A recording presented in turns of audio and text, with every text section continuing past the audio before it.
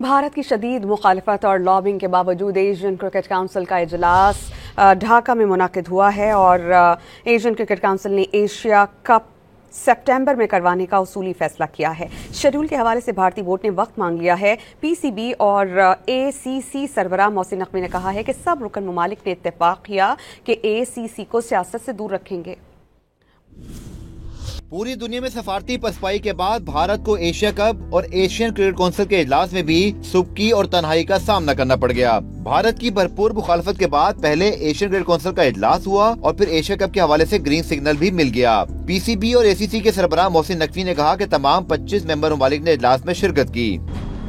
Last thing is that we have all decided to work for cricket.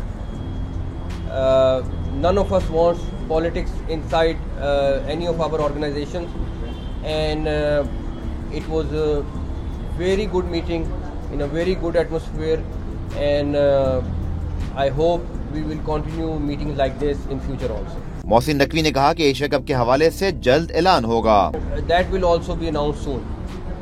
Schedule कब तक आएगा? We are in the consultation with BCCI, and we will hopefully resolve also very soon.